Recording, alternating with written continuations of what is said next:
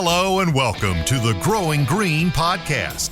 Your host, Jeremiah Jennings, is the owner of Growing Green Landscapes in Birmingham, Alabama, and has a passion for growing the entrepreneurship community for those who are young in business. Being a business owner isn't easy, especially in the early years, and that's why in this show we dive into a wide range of topics covering all the challenges small business owners deal with. Even if your company is generating $1 million or more, the stories from our great guest and Jeremiah's own firsthand experiences will propel your business forward. And now, here's your host, Jeremiah Jennings.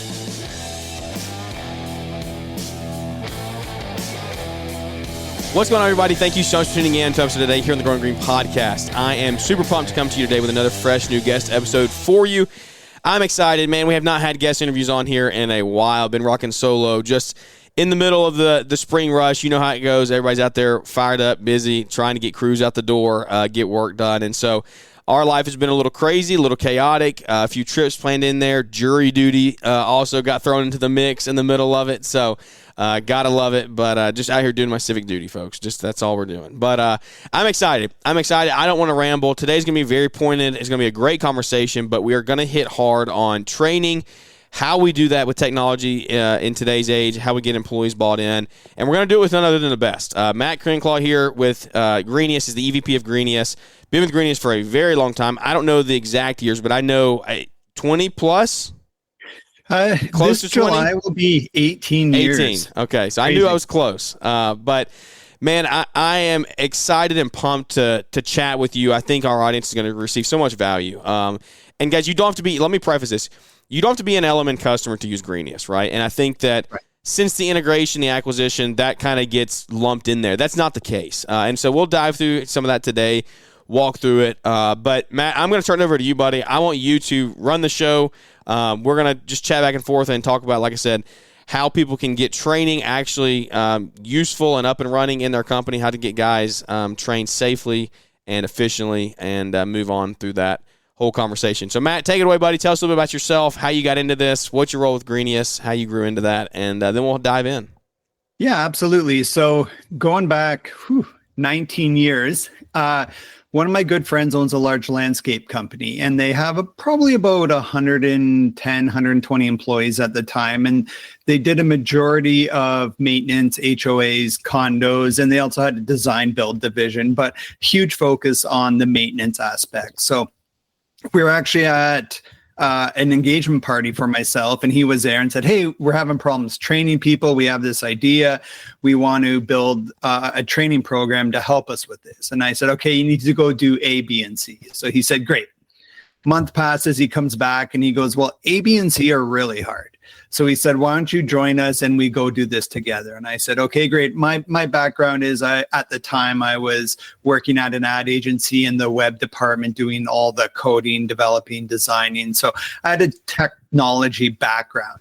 So I quit my job and we started Greenius. So I brought all the technical aspects and he brought all of the industry knowledge on how to use the equipment, their problems they were facing, and ideas around how to solve them. So originally, kind of starting at the beginning, I said, I need to know what it's like to work in the industry before I can help the industry. So I worked on a maintenance crew for a while, and then I switched over to a design and build crew for a while to really try to learn what people were going through, the jobs, what their day looks like, and kind of trial by fire. I learned pretty quick. I remember my first day on the design build crew, and they knew who I was, but also they didn't. So they just saw this new guy on their crew, and I showed up at the job site, and there had just been a delivery of A gravel. And they said, "Matt, grab that Kubota and move that A gravel to the back."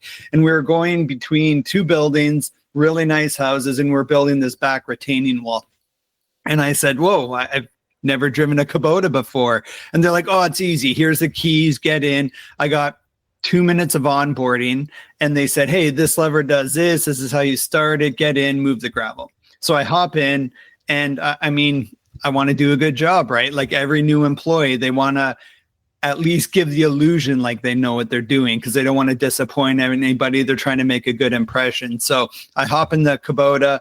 I grab maybe a quarter bucket full of gravel and I start driving to the back, and I'm within inches of a house, and I dump the gravel, and immediately I'm annoying everyone because I'm taking 4 or 5 times longer than anybody else. And then when I do get back there, my bucket's only a quarter full.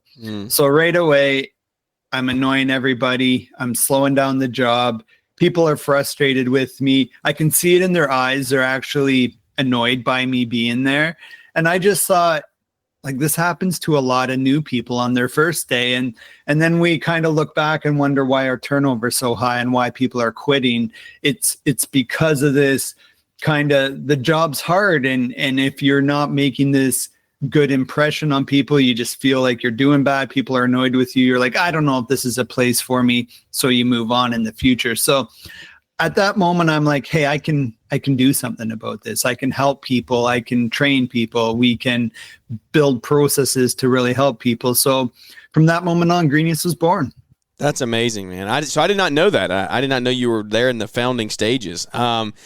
Did you go into that in the field role? Like, did the other people in the field know you were doing that as like a fact-finding mission, or did they just think you were like a new hire going out there to work with them? New hire going out there to work with them. Okay. And it was just a neat experience. And I was coming with no real industry experience other than, I mean, cutting your grass at home, which anybody professionally knows it's different. And not even close to the same. No, and we learned that the hard way at Greenius. So early on, we were like, okay, let's hire some actors to be in our courses. And I remember thinking, this is shit. Like, an actor cannot use commercial equipment proficiently, and it was crystal clear. And we learned early on that it's easier to film landscapers than it is to teach actors to landscape. Exactly. Because contractors can call bullshit instantly. And when you see somebody using something, or their lines aren't straight, or they're not crisp edging, like a true professional can call bullshit fast. Yeah, real quick. That's hilarious. That's cool. That's a good catch though. Well, okay, so let's develop. Let's walk through, because I want to get the foundation of Greenius, right? I want to get the foundation, the early stages, and then I want to transition. Like, we'll fast forward up to today, where we are now, how we're using it, and I have a few points that I want to talk through. But so where do we go from there? You start Greenius, right? You get out of the field. I'm assuming you get back behind the computer and start building this thing out. What does that look like? I mean, are you guys training your staff on it? I'm assuming you use them as your guinea pigs to really build these things out. How does that whole process work in the beginning to get it built and then start bringing it to market? Yeah, for sure. So I think YouTube just turned 20 recently, give or take. And if you think about that, that means streaming video has only been around really 20 years. And if you go back 18 years, it was a really new technology. And if you think about internet speeds 18 years ago, and here we are coming to an industry that works outside with their hands all day. And we're coming with this streaming video training platform where now you got to go sit at a computer, right? So that was really the first challenge, was like introducing landscapers to online training. We had to train the industry that, hey, this is possible, that you can watch a video on a screen and then go out to the field. And we're really the first to claim you cannot be an expert. You can't watch an online video and all of a sudden you're an expert on that piece of equipment. You need time on the equipment. That's the only thing that'll get you there.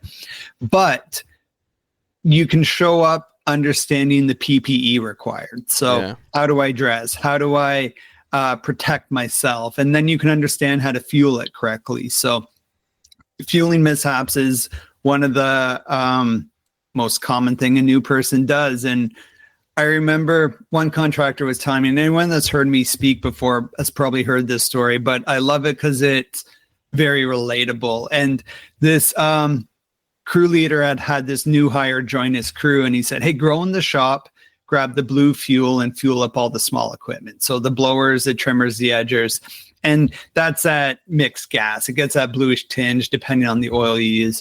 So The employee goes in, grabs the blue fuel, fuels all the equipment, thinks he's killing it. Crew leader comes up to grab the equipment, and there's just a pile of empty windshield washer fluid jugs.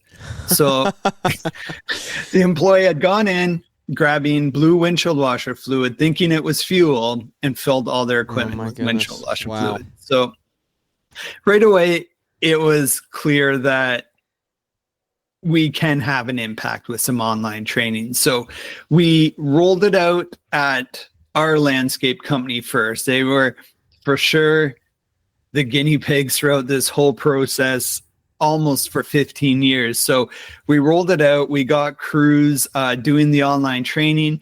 We have a field checklist component. So you watch the video online, but then you have to go out to the field and actually demonstrate you know how to use the equipment safely. And that was something that people kind of were skipping at first. And to me, that was the most important part, because the employees actually have the equipment in front of you and you're actually verifying that they know how to use it properly.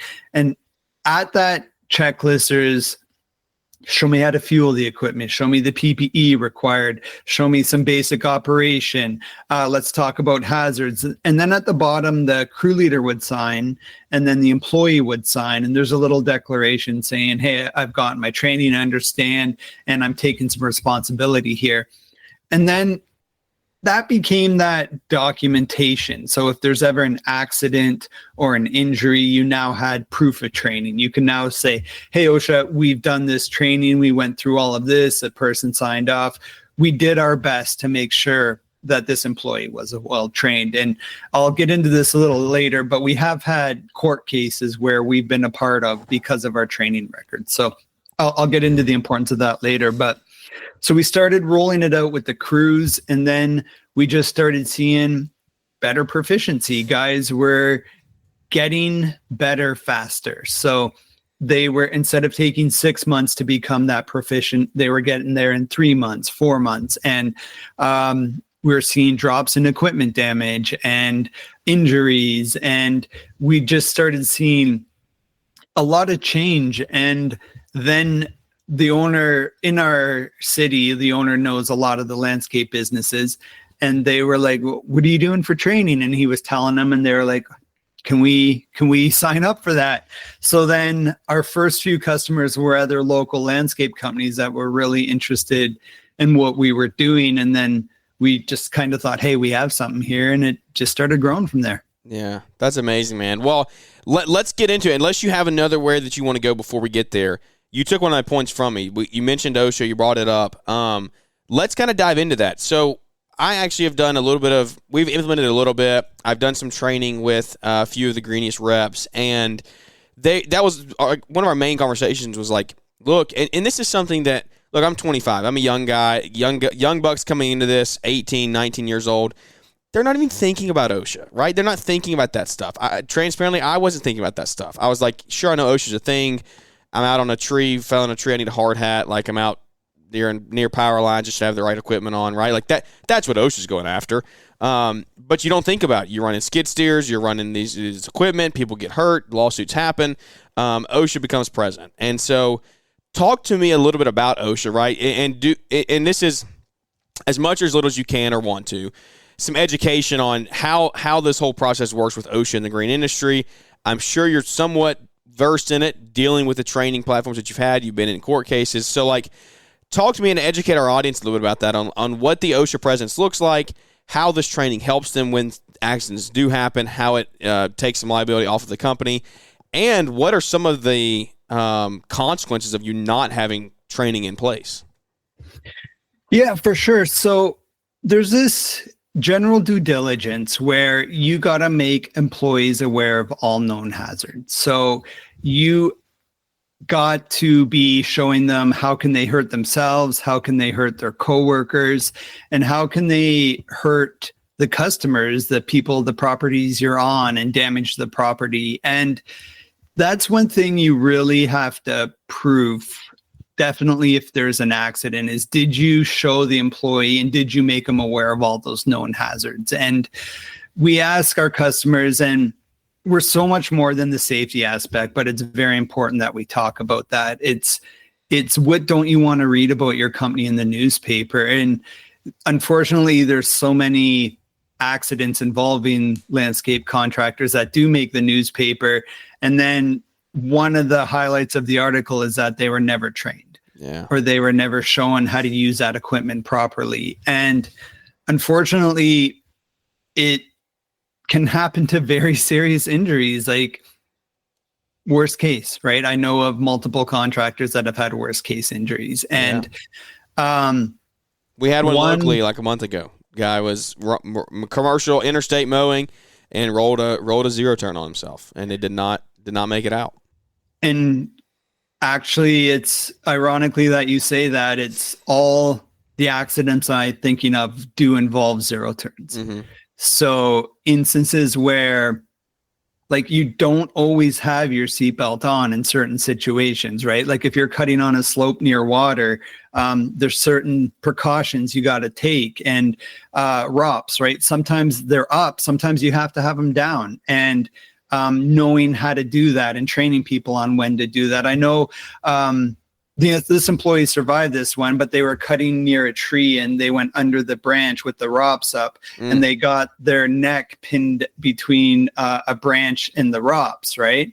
And they got a serious injury on their neck, and they happened to be working at a nurse's property, and she came out and actually ended up saving the guy's life. Wow. And if he had had the ROPS down, it would have just pushed him over and continued on, and it wouldn't have been as serious as it was. So this is where training really becomes important, is that this is dangerous equipment. And I know so many young contractors that think people are just born knowing how to do this stuff. Yep. Like, grab that chainsaw and fell that 10-foot tree, or clean up that debris, or hop on a zero turn and go cut that field. And it's dangerous, right? So you really got to be showing people and documenting it. And if you ever have a serious injury, your lawyer wants 3 things from you, and it's documents, documents, and documents, right? So can you prove you did that training? Do you have that all documented? Can you show you made every effort? And you're never going to be fully off the hook, but you're showing that you did everything you could. You operated in good faith, and you have a formal training program. And that's where it really becomes important. And whether you use Greenius or not, I really urge you to be doing those field checklists and documenting and capturing what you're doing. And I know at first you're busy, right? And it's hard to make time to do this stuff, but it's important. And you're just investing in future problems by taking the time now. Yeah, that's so good. So what do you know, like, I guess I'm talking OSHA here, and again, if you're like, hey, I can't really speak on OSHA, that's fine. But like, what is OSHA looking for when they come out to check on a company, right? Maybe they get a call about something that's not being done right, or what are they checking for documents of training? Like, I mean, probably we talked injuries here, but like, let's say we're not talking injuries. Let's talk about preventative stuff. Say something happens before the injury, right? OSHA gets involved somehow, some way. Somebody's operating a piece of equipment out in the field. That gets spotted. OSHA's now aware. All right, then what comes on the scene? So what happens at that point? Like, is it just a, hey, we just need the documentation of you doing this again to hold the company, to keep the company somewhat safe? What does that process look like?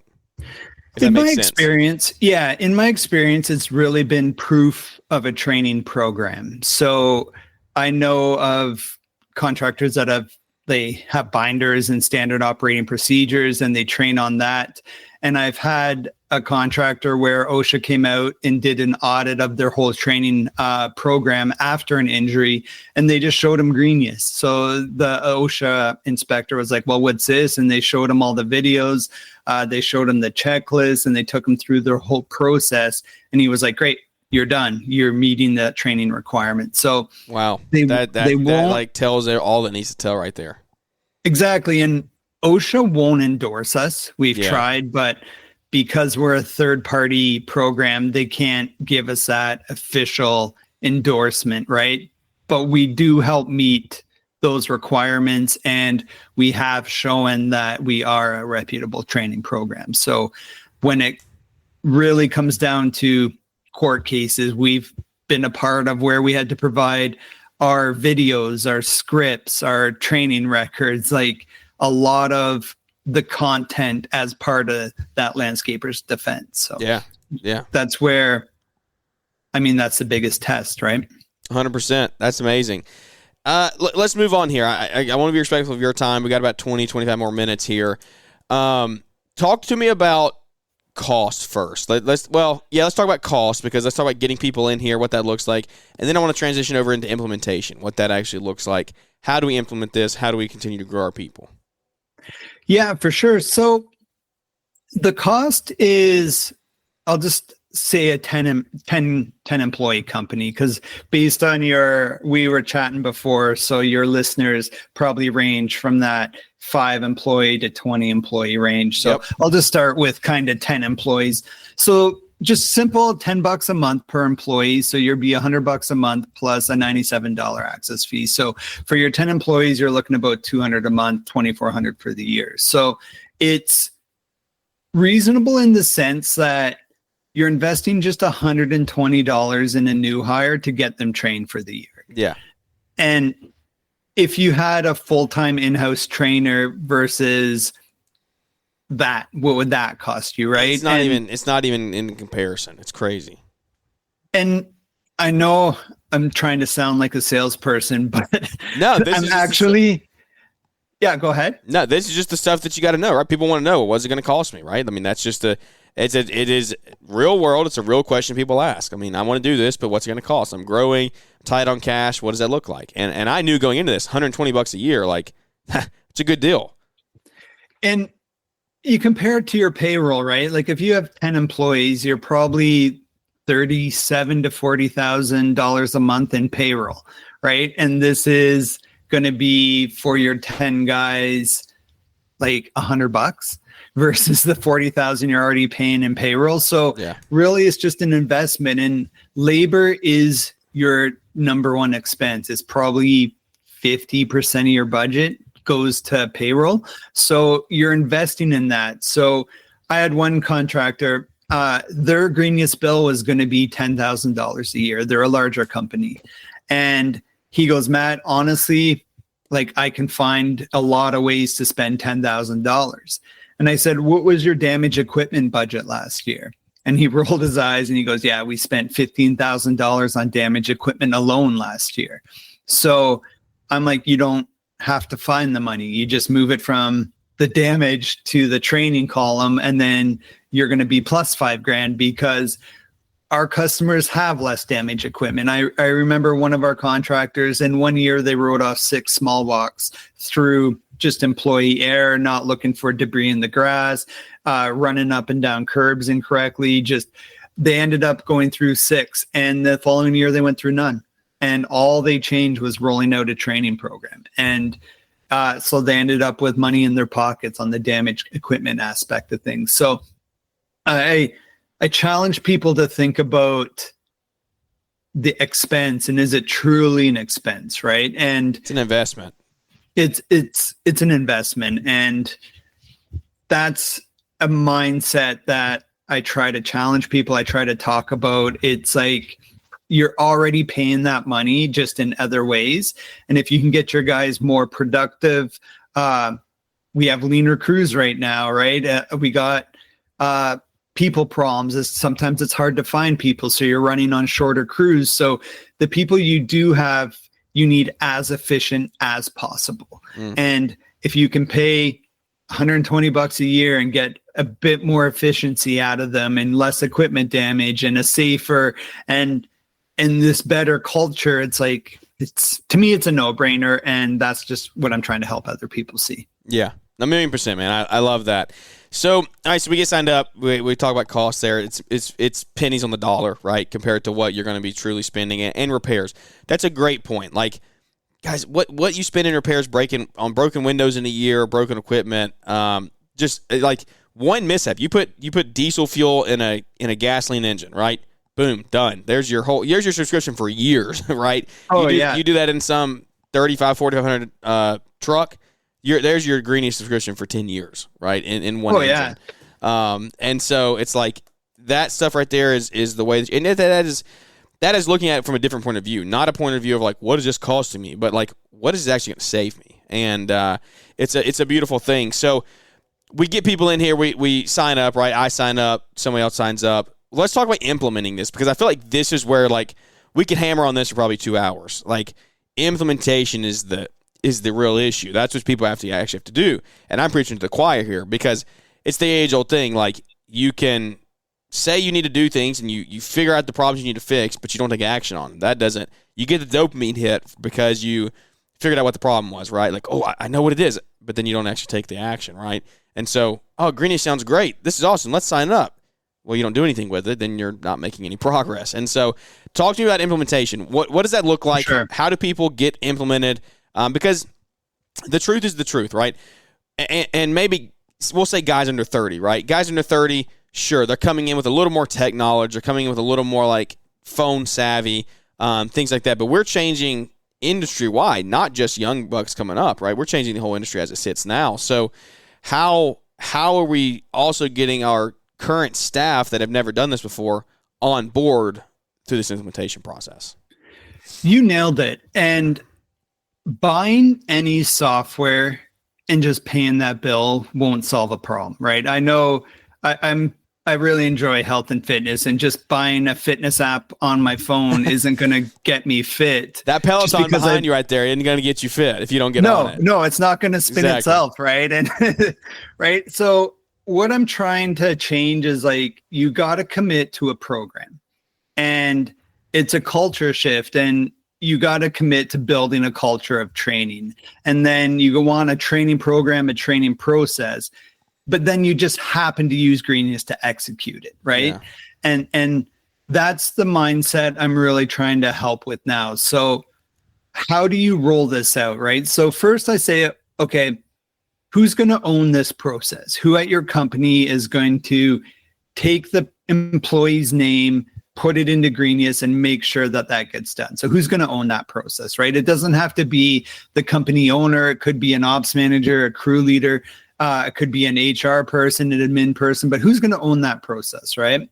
And then as a company, we're going to assign our training. We're going to make it, you can't work on a crew until you've watched the course on the equipment you're going to be using, right? So then they got to watch that. Sorry. Then you got to have a policy where maybe every Friday we're going to do field checklists. So every crew leader every Friday morning would log on, open up the Greenius app, and see if any of the employees have any checklists due. So, okay, every Friday will be checklist Friday. And then maybe every Monday is tailgate Monday. So in Greenius, we have probably 120 plus tailgate talks. And those are just quick safety talks where the crew leader can open up their phone, take attendance, and then choose a tailgate talk they want to talk about. They're on the job site. This is only going to take 5 to 10 minutes. They pick a topic. So say you're a maintenance crew, you arrived at a property, you said, hey, we're going to quickly do a tailgate talk. Today is going to be on circle checks on a truck and trailer. So they open up their phone and then they just run through a circle check.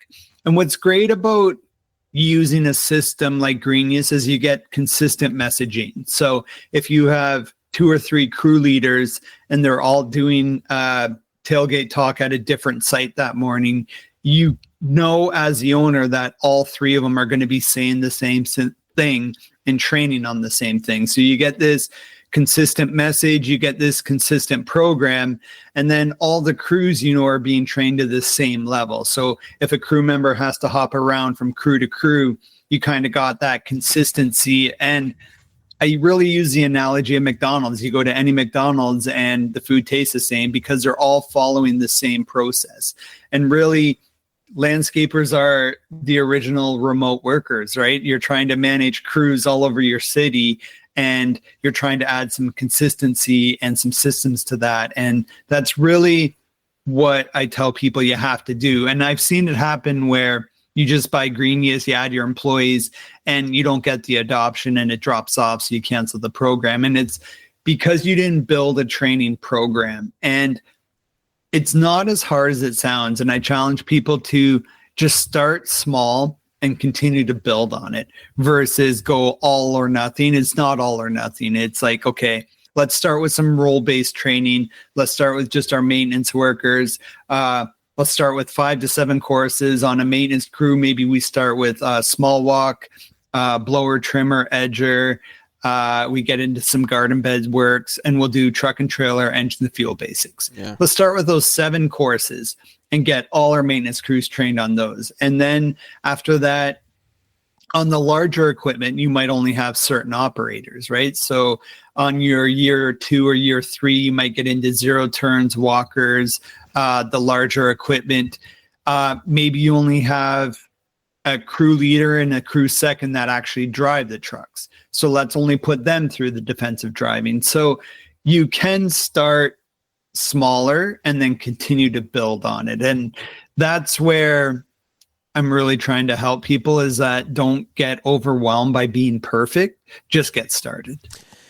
Never having used software and using this, or never having used training and using this, it's an elephant, right? How do you eat an elephant? One bite at a time. You have you have to go in this just saying, look, you have to give yourself like SMART goals, right? They have to be measurable. They have to be attainable, right? You have to go through this and say, okay, my goal is going to be to have all my people on board in the next 12 months, and we get them all trained in the next 12 months, or whatever that is for you, right?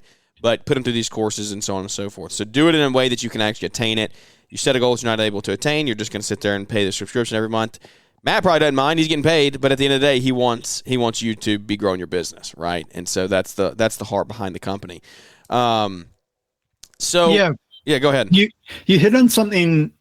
Like for me, I really love seeing success stories. Yeah. And that's really my motivation over like just getting paid. I want to help a contractor, and I get the biggest reward when I hear that they've had no employee injuries or they've seen a reduction in their equipment damage. And Justin White from K&D Landscaping, he's a bit of a influencer, so people might know him. He's been a Greenius customer for 5+ years, give or take. And he was telling me recently that their turnover was plus 50%. And then his brother committed to building a training program and a career development program at their company. So really giving people careers in landscaping, not just jobs. And then they built it around Greenius to execute it. So they built learning paths and career paths, and you had to do A, B, and C. And they've got their turnover down to the low teens now. So he said they really don't have an employee turnover problem anymore because they've solved it using career paths and training programs. So they can now gain momentum, and their employees now have experience, and they're more productive and they're more efficient because they've been there longer. And he solved the labor problem at his company. And that's exciting to me, that turnover is industry-wide, like a 50 to 60% problem, and companies are solving it now, and I want to help everyone solve it. 1,000,000%. And that you're beating me to my next point. Like that goes to talk about Greenius stock, great. Greenius stock videos, Greenius stock training, great. The sky's the limit on the training you can build though and put in there. And that's the thing that we haven't really talked about yet is we're doing that in our company right now. Like I've been filming videos behind the scenes. We're filming our own videos, and we're going to build out our own courses, and they're going to be Growing Green Landscape specific. And so maybe we'll share those down the road one day if that availability comes. But we're going to build out our program, and that's how we're going to train our people. And we're going to build our own learning paths and our own career courses. And we're working on building out an apprenticeship program. And what does all that look like? What checklists do you have to hit? What training do you have to go through to excel up this path? And so you can, if you want to hit on that really quickly, you probably can explain it better than I can. But you can essentially record your own videos and put them into software, and you build your own platform. Exactly. So we have a custom course builder tool that does exactly that, allows you to add any of your videos into Greenius. They're locked to your company, so we don't share any of your content to the broader customer base. So if you are doing proprietary stuff, it is still locked to your company. So I did want to call that out. But not only your own videos, you can now add any video that exists on YouTube. Yeah, that's pretty cool. if a new way came out to lay pavers. So you can just go find that video, click the share button like you're putting it on social media, open up Greenius, paste that link in, and now we can build a full course around that YouTube video. And then you can add an exam, you can add a field checklist to it. And like to your point, really the sky's the limit. You can now add any course. And we actually saw this during COVID when everyone was uncertain about everything, that we quickly had hand washing videos, and things were moving so fast, and regulations and what you had to do, and cleaning trucks and stuff. Like all this stuff was coming fast and furious. And we were able to add quick courses because YouTube had these videos. So it becomes really allows you to add anything. It's the sky's the limit. Yeah, that's amazing, man. Well, two more things before I let you go. I want to talk about where Greenius goes from here, right? How does Greenius continue to grow? What does the next 5 to 10 years trajectory look like for Greenius? How do we make the industry better? How do we get these people on board and get them trained and continue to grow our businesses? Because I truly believe, like, the trades are about to just break. I mean, they already are busting wide open, but in the next 5 to 10, like, it's gonna get crazy. If you know how to work with your hands, and you know how to build people and put those people in your systems and in your businesses, you're going to succeed. So talk to me about what is the growth plan from here for Greenius? Yeah, for sure. Definitely careers and apprenticeships, right? So how do we support landscapers to make it easy to give those services to their employees? So how do you really turn a job into a career at your company, and how can we help you make that easy? So there's definitely that important aspect. And then continue to create meaningful content. So there's a huge shift coming, I believe, towards battery powered equipment. I know it's still very young, but it's coming, and it's coming fast. So we need more battery support in Greenius, and robotic mowers are starting to take off. So we need some support around those. So really supporting industry trends with meaningful content, and then apprenticeships and career paths, and really continue to make it easier and easier to a point where maybe you can just buy Greenius in the future, put in some key names, and then the program's just out of the box, ready to go, and continue working to make it easier. So that's really where we want to continue to head towards. There you go. There's the game plan, folks. Like, it's laid out there. It's a company that's trying to grow. I'm sure you're going to adapt AI along the way in some way, shape, or form, right? I think everybody is. And so if you don't, you're going to get left behind. I suggest you make that jump and start at least using it day to day, just to get your feet wet with it. You don't have to go crazy. You have to go build businesses with it.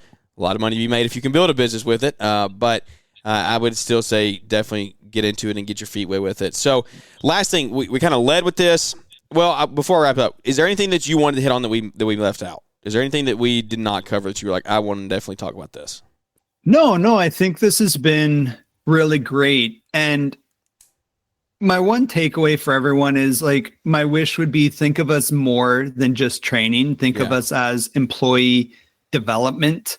And when you hear online training, you're immediately discouraged. And I said, hey, if I assigned you 10 hours of online training, you're going to hate me.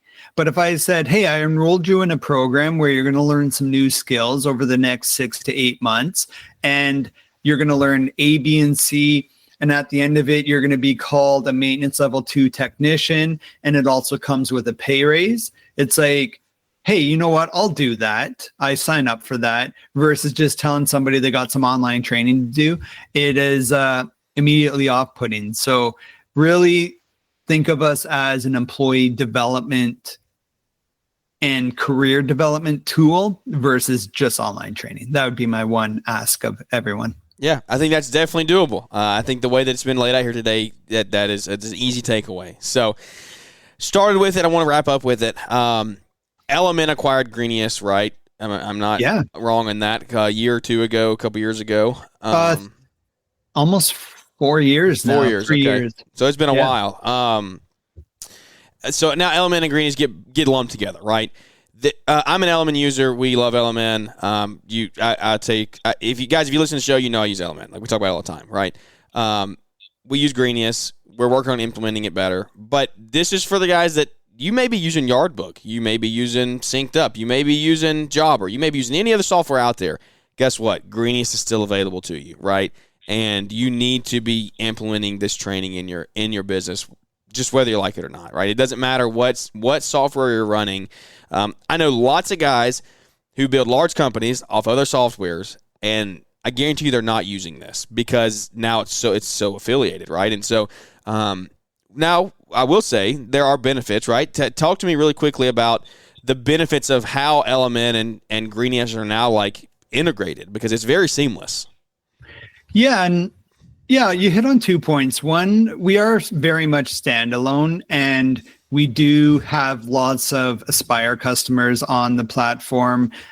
We do have other software customers using the platform, and we don't continue to push Element on you, if that makes sense. Exactly. Like we're very, very neutral. So if you are an Aspire customer and you want to use Greenius, we won't spam your inbox use every Greenius. day. Switch That's to what we're here Element. for. Yeah.